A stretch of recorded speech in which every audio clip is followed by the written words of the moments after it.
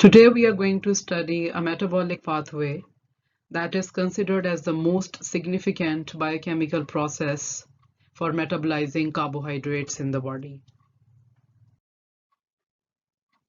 This metabolic sequence results into the production of free energy, which is further used to create high energy molecules like ATP and NADH.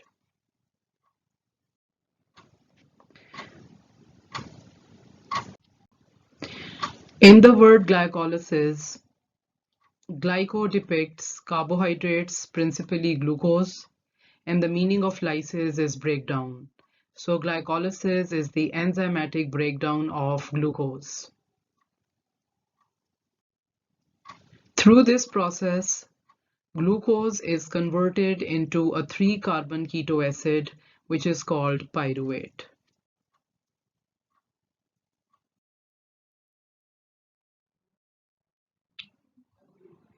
Today we are going to study in detail glycolysis, and under this topic we are going to see its reactions, types, phases, energetics, regulation, and lastly we'll be focusing on fate of pyruvate.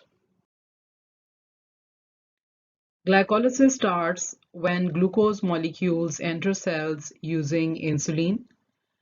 Glucose can also enter inside the cells using insulin-independent transport systems.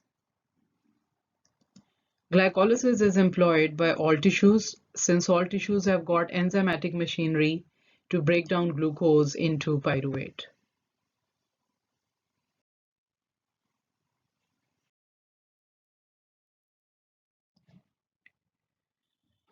Glycolysis results into the production of high energy compounds like ATP and NADH, and this pathway also generates certain intermediates which are utilized by other metabolic pathways.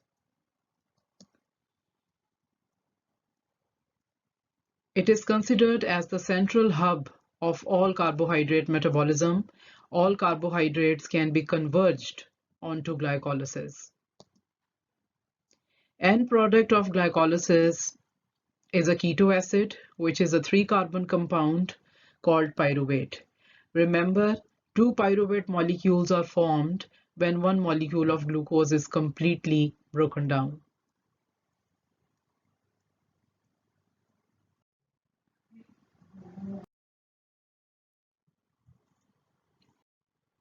Intracellularly, glycolysis takes place in the cytosolic compartment of the cell.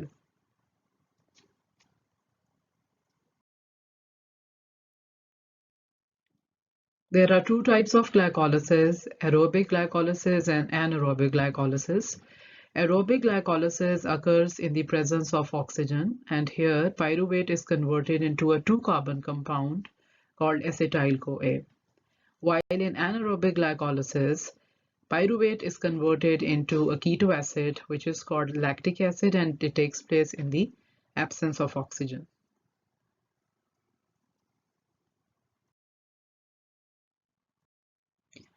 Now this is the complete metabolic sequence of glycolysis starting from glucose and ending up into pyruvate when oxygen is available, and when oxygen is not there, then it is converted into lactate. There are 2 phases in glycolysis. One is called energy investment phase and the second phase is called energy generation phase. In the energy investment phase, 2 ATP molecules are invested, are utilized or consumed, while in energy generation phase, 4 ATP molecules are produced along with the production of 2 NADH, and glucose is converted into 2 pyruvate molecules.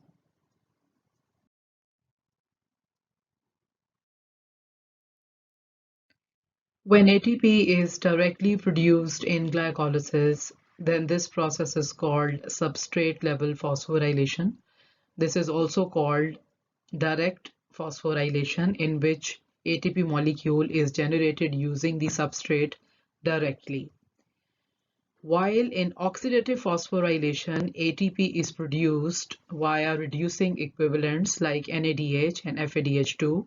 First, NADH and FADH2 are produced, and then these are converted into ATP using electron transport chain. So that is the indirect method to produce ATP.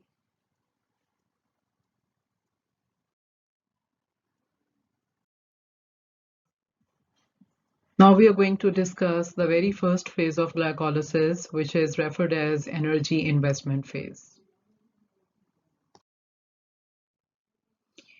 The very first reaction is phosphorylation of glucose. Here you can see that glucose is going to be phosphorylated into glucose 6-phosphate. This reaction is catalyzed in the presence of hexokinase enzyme or glucokinase enzyme. In this reaction, 1 ATP is consumed or utilized and is converted into ADP. Now this reaction requires magnesium ions as cofactor. So here is glucose and it is converted into 6-phosphate using this phosphate from ATP in the presence of hexokinase and glucokinase enzyme. So the very first reaction of glycolysis results into the production of glucose 6-phosphate. This reaction is also considered as regulatory or rate limiting step of glycolysis. If the concentration of glucose 6-phosphate is high, it can inhibit its own enzyme, and thus glycolysis can be stopped here.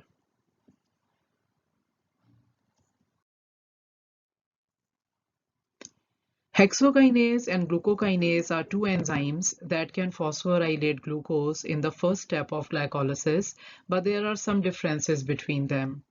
For example, you can see hexokinase in all the cells, while glucokinase is only found in the liver cells and beta cells of the pancreas. Glucokinase is also termed as hexokinase D or type 4 or specific isoform of hexokinase. Hexokinase has got broad substrate specificity, which means that this is able to phosphorylate several hexoses, not only glucose, while glucokinase is strictly specific for glucose. Hexokinase has low Km. Now what is the meaning of low Km? That it is able to detect glucose even when it is present in minor concentrations. And it is having low Vmax. Low Vmax means that it cannot phosphorylate glucose quickly. While glucokinase has high Km, which means that it can detect glucose when it is present in high quantity, but it is also having high Vmax, which means that it can quickly phosphorylate glucose. Therefore, glucokinase is used to prevent hyperglycemia whenever we consume any carbohydrate-rich meal. The fourth and the last difference between hexo and glucokinase is this, that hexokinase can be inhibited by its own product, which is glucose 6-phosphate, while glucokinase is not directly inhibited by glucose 6-phosphate, but this is inhibited by the next intermediate of glycolysis, which is called fructose 6-phosphate.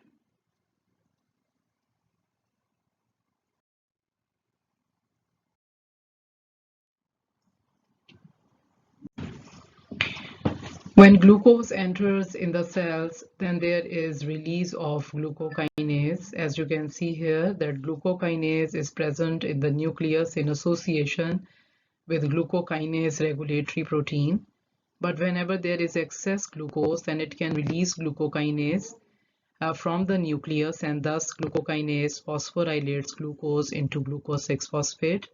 Process of glycolysis begins and other intermediates of glycolysis are formed, like fructose 6-phosphate, and ultimately pyruvate is formed. When fructose 6-phosphate is excessively high, then it can send back glucokinase into the nucleus so that it can reassociate with glucokinase regulatory protein, and the process of glycolysis can be stopped here.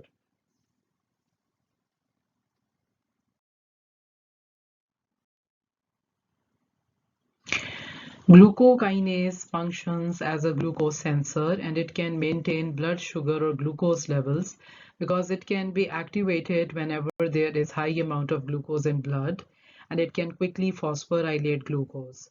But if there is any mutation in glucokinase enzyme, then the risk of diabetes is always involved, and it may result into maturity onset diabetes of the young type 2. So glucokinase, whenever mutated, may result into this type of diabetes, which is a rare form of diabetes.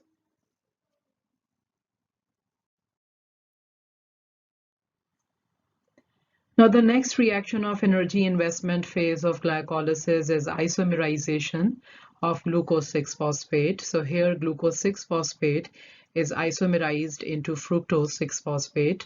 Now this reaction is catalyzed by phosphoglucose isomerase. This is a simple isomerization reaction as structural isomers are formed. Now, in the third step of energy investment of glycolysis, fructose 6-phosphate is phosphorylated into fructose 1,6-bisphosphate. Now, this reaction is catalyzed by PFK1, which is called phosphofructokinase 1. Now, in this reaction, another ATP is utilized and ATP is consumed here and we get ADP. So fructose 6-phosphate is converted into fructose 1,6-bisphosphate. At two positions of fructose, you can find two phosphates.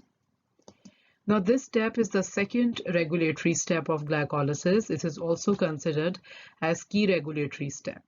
It is inhibited by high concentrations of ATP and citrate, while it can be stimulated by high concentrations of AMP and high concentrations of fructose 2,6-bisphosphate. Fructose 2,6-bisphosphate is a dual regulator because it can regulate glycolysis and gluconeogenesis at the same time. It can favor glycolysis, but it can inhibit gluconeogenesis at the same time. Now, in the fourth step of energy investment phase of glycolysis, fructose 1,6-bisphosphate, it is cleaved into glyceraldehyde 3-phosphate and dihydroxyacetone phosphate. You can view the same reaction here as well, that here is fructose 1,6-bisphosphate and it is cleaved into two products. One is glyceraldehyde 3-phosphate and another is dihydroxyacetone phosphate. Now this is catalyzed in the presence of enzyme called aldolase. Now in the fifth and the last step of energy investment phase of glycolysis, there is isomerization of dihydroxyacetone phosphate. Here you can see that glyceraldehyde 3-phosphate is isomerized to dihydroxyacetone phosphate with the help of triose phosphate isomerase. This is the step of glycolysis which is linked to lipid metabolism. This dihydroxyacetone phosphate can be linked to lipids if glycolysis has not to be occurred and if there is high amount of glucose and glycolysis cannot take place, then glycolysis is shifted towards dihydroxyacetone phosphate and then it can be linked to lipid metabolism. But if glycolysis has to occur, then dihydroxyacetone phosphate can be converted back into another molecule of glyceraldehyde 3-phosphate with the help of same enzyme, which is called triose phosphate isomerase. So at the end of the energy investment phase of glycolysis, you have one glyceraldehyde 3-phosphate produced directly by this mechanism, and the second glyceraldehyde 3-phosphate you can get from dihydroxyacetone phosphate. So at the end of the energy investment phase of glycolysis, you have two molecules of glyceraldehyde 3-phosphate. All the glycolysis that we would be studying after glyceraldehyde 3-phosphate would be utilizing two molecules of glyceraldehyde 3-phosphate, and the rest of the glycolysis would be in duplicate.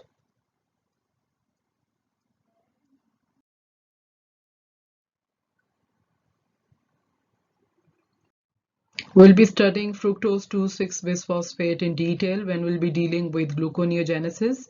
Remember, gluconeogenesis is the process by which you can manufacture glucose from non-carbohydrate sources.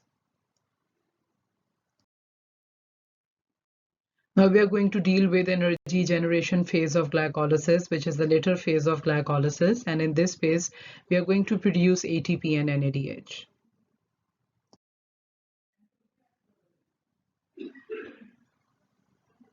The very first reaction of energy generation phase of glycolysis is oxidation of glyceraldehyde 3-phosphate.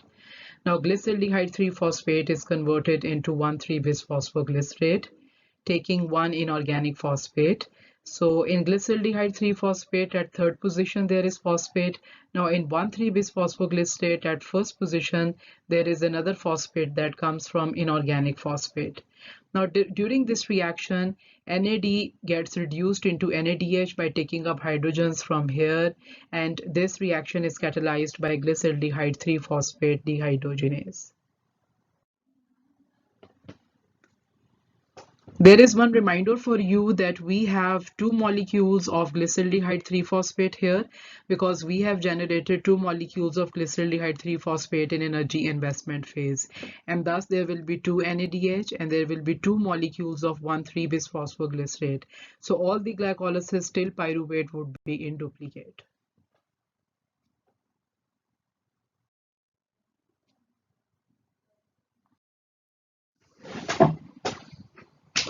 Okay, one inhibitor which is called arsenate. This is basically the pentavalent form of arsenic. This is the pentavalent form of arsenic. It acts as an inhibitor of glyceraldehyde 3-phosphate dehydrogenase enzyme. And what is its mode of action? That arsenate basically competes with this inorganic phosphate and blocks its binding with the glyceraldehyde 3-phosphate. So thus glycolysis can be stopped by arsenate. So arsenate can block this inorganic phosphate, and hence glyceraldehyde 3-phosphate dehydrogenase cannot catalyze this reaction and glycolysis can be stopped here.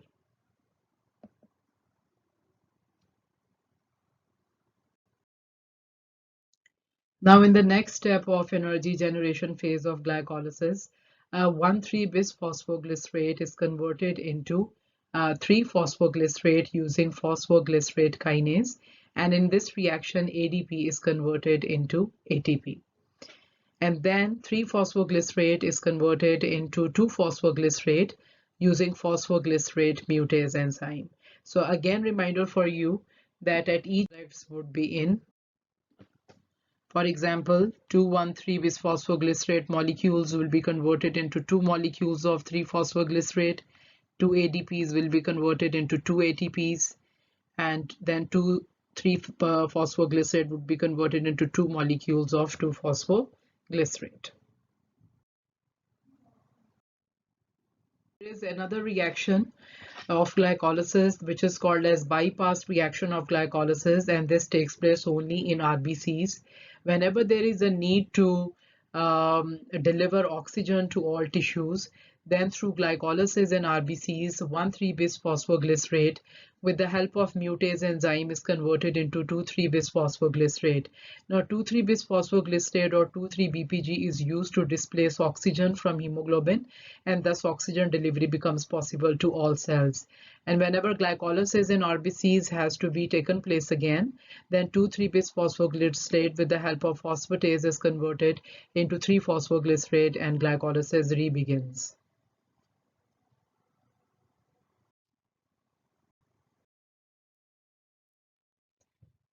In the ninth step of energy generation phase of glycolysis, two molecules of 2-phosphoglycerate are dehydrated into two molecules of phosphoenol pyruvate. The enzyme which is utilized at this step is called enolase, and this enzyme utilizes magnesium or magnesiines as cofactors, and it can be non-physiologically inhibited by fluoride. Now in the last step, two phosphoenol pyruvate molecules are converted into two molecules of pyruvate. Here you can see that there are 3 carbons in the pyruvate, while there are 6 carbons in the glucose. Since there are 2 pyruvates, so 6 carbon. Now this step is the regulatory step of glycolysis, and at this step pyruvate kinase enzyme is used. Now 2 ADP molecules are converted into 2 ATP molecules here, and this step is called regulatory step because this is stimulated by high levels of fructose 1,6-bisphosphate. If the level of fructose 1,6-bisphosphate is high, then it can trigger pyruvate kinase and more glucose can be converted into pyruvate.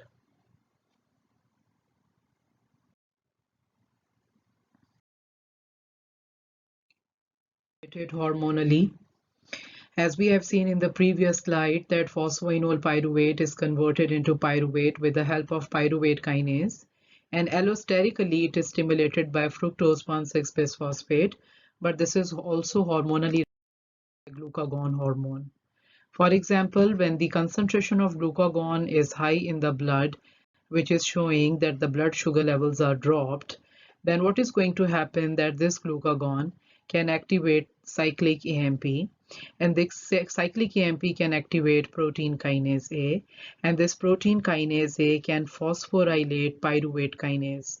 Pyruvate kinase in its dephosphorylated form is active, but when it gets phosphorylated, then it becomes inactive. When it becomes inactive, then phosphoenol pyruvate cannot be converted into pyruvate. Thus, glycolysis is stopped, while this phosphoenol pyruvate is then utilized to be converted into glucose through the process which is called gluconeogenesis. We are going to see this process again in detail while we will be studying gluconeogenesis.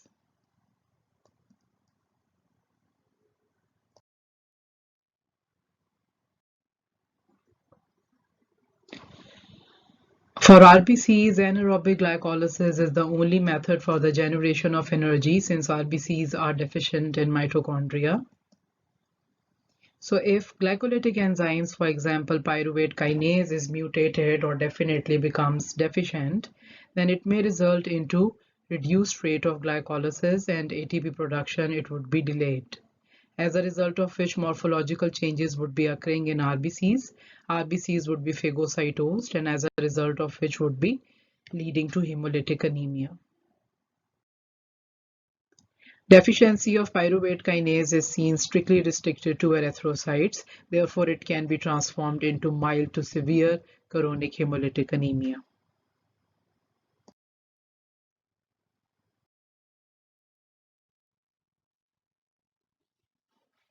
Now we can see energy yield from aerobic glycolysis, that how many molecules of ATP can be generated from one run of glycolysis. Now this is the complete metabolic sequence of glycolysis, and we have done energy investment phase up to here, and then we have done energy generation phase. Now in the energy investment phase, we invested 2 molecules of ATP. So we can skip 2 ATP molecules from here. Now in the energy generation phase, we have produced 2 molecules of NADH and 2 molecules of ATP here and 2 molecules of ATP here. So these two ATP molecules equal to 4 ATP molecules, and here we have 2 NADH. So since we have consumed 2 ATP molecules, so we can subtract 2 ATP molecules from the 4 ATP molecules. So we are left with 2 ATP molecules directly.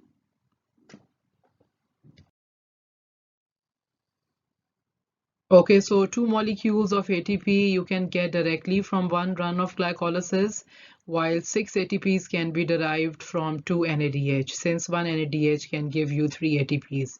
So net ATP synthesized in glycolysis is 8.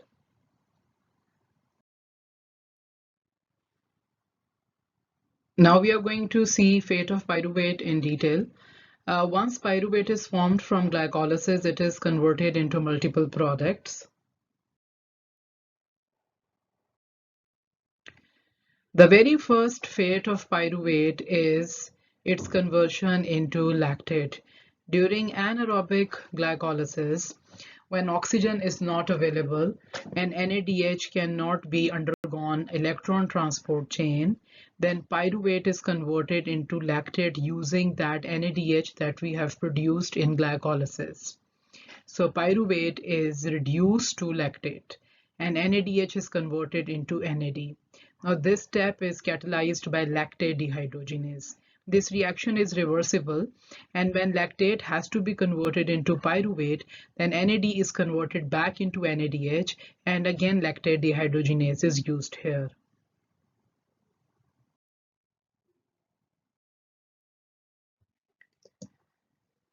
You can also see the same reaction in this way, that pyruvate is converted to lactate by using NADH, and NADH is oxidized to NAD. And when lactate is to be converted into pyruvate, then NAD is reduced to NADH. And both of these reactions can be catalyzed by the same enzyme, which is called lactate dehydrogenase.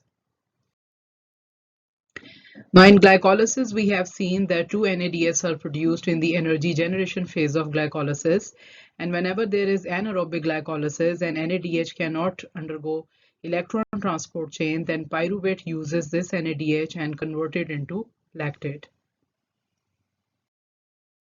So the energy yield from anaerobic glycolysis is just 2 molecules of ATP, since there is no net production of NADH.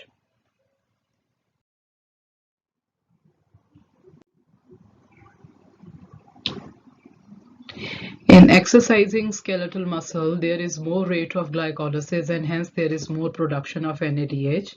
Now all of NADH cannot undergo electron transport chain, so that NADH favors the production of lactate from pyruvate. Whenever there is accumulation of lactate in muscle, it can result into drop in pH, and that's why it results into the production of cramps. Now the lactate which is accumulated in the muscles gets eventually diffused into the blood, from where it is uptaken by the liver, and the liver uses that lactate to make glucose through gluconeogenesis. That process is called as Cori cycle. Whenever lactate production is there in the muscle from the glucose and it gets accumulated, then it diffuses into the bloodstream, from where it is uptaken by the liver. Liver converts it back into glucose through gluconeogenesis. Then glucose comes in the blood, regulates blood glucose levels, and again if in excess can be received by muscle again, can be converted into lactate and again recycle this process.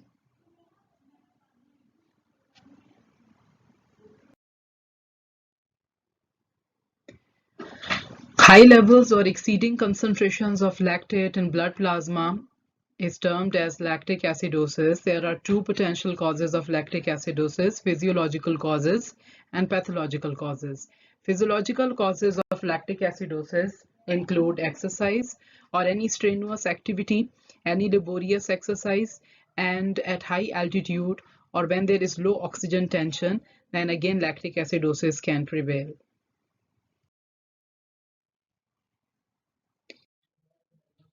Pathological causes of lactic acidosis include collapse of the circulatory system, that could be seen, for example, in myocardial infarction, in pulmonary embolism, in uncontrolled hemorrhages, or whenever individual is in the shock condition.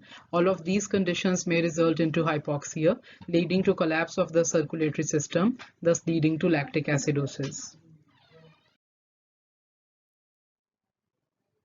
Pyruvate can also be converted into acetyl-CoA using pyruvate dehydrogenase complex, and the nature of this reaction is oxidative decarboxylation. Carbon dioxide leaves this reaction and NAD is reduced to NADH. Now this step of fate of pyruvate is linked to Krebs cycle. Another fate of pyruvate is its conversion into oxaloacetate through carboxylation. Now this reaction is catalyzed by pyruvate carboxylase, and this step is linked to gluconeogenesis. Fourth step of pyruvate fate is its conversion into ethanol. Pyruvate in microorganisms is converted first into acetaldehyde with the help of pyruvate decarboxylase enzyme. This is vitamin B1 or thiamine pyrophosphate dependent enzyme. And then this acetaldehyde is converted into ethanol using NADH. NADH itself is oxidized to NAD, and acetaldehyde is converted to ethanol, and this reaction is catalyzed by alcohol dehydrogenase or ethanol dehydrogenase.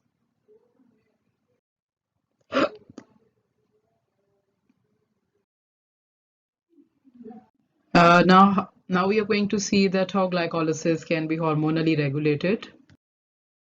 Glycolysis is hormonally regulated at the same three steps where we have done its allosteric regulation. That is step number 1, then the third step, and then the last step. Glucokinase can be hormonally regulated by insulin and glucagon. High levels of insulin can favor glucokinase and glucagon, High levels can inhibit glucokinase.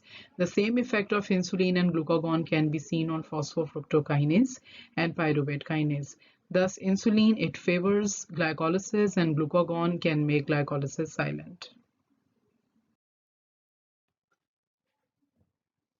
Now, we can see integration of various metabolisms on this slide. Now, what we have done up till now is glycolysis. We have started from glucose and we have converted glucose into pyruvate. We have also seen different fates of pyruvate as well. For example, that how pyruvate is converted into lactate, how it is converted into acetyl-CoA, and how it can be converted into oxaloacetate. The conversion of pyruvate to ethanol is not given here.